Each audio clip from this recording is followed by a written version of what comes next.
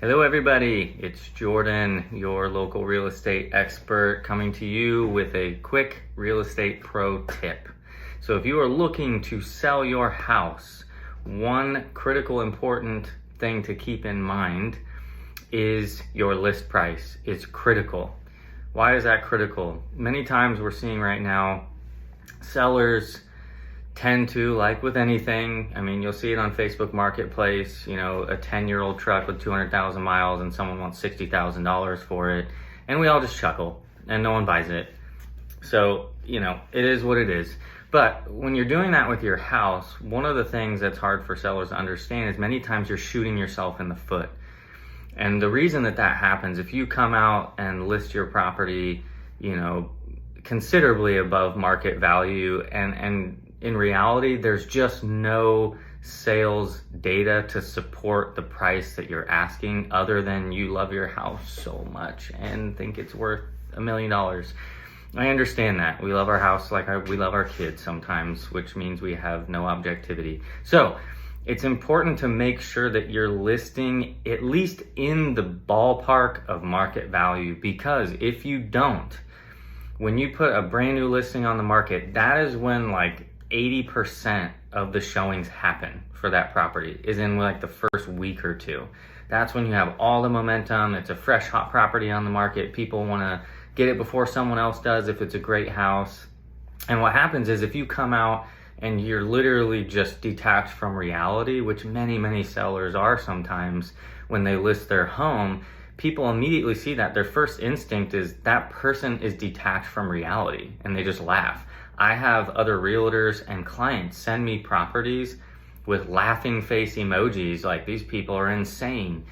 That's not good for you. That's not gonna help you sell your property. But one of the other challenges of that, if you do that, and I see many properties with this happening, especially right now, you'll see, over a 3-month period of time, I'm not exaggerating, 50, 60, 70, 100,000 or more in price reductions over 90 days, because they were so far off on value.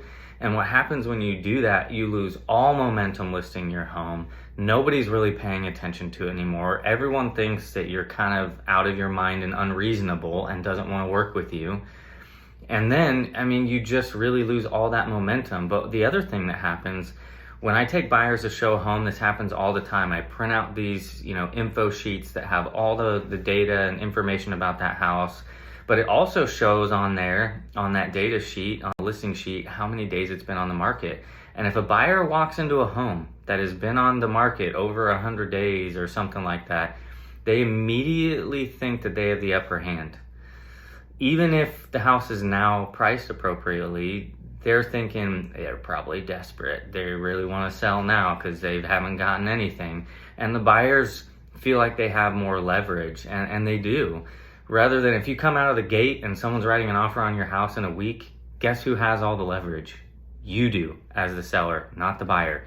And that's the position you want to be in if you want to net the most money possible. So keep that in mind when you're listing a house. Make sure your realtor or me or whoever that you really have comparable sales recently to support that. Not from 2 years ago, but from the last 30, 60, 90 days to support that. Otherwise, you're really going to end up shooting yourself in the foot, and could cost you more money when you do that. So in an effort to get more money, you could actually cost yourself more money, which I don't want to happen for you. So that's our pro tip of the day. Hope you guys are having a great day. I will talk to you soon. Bye.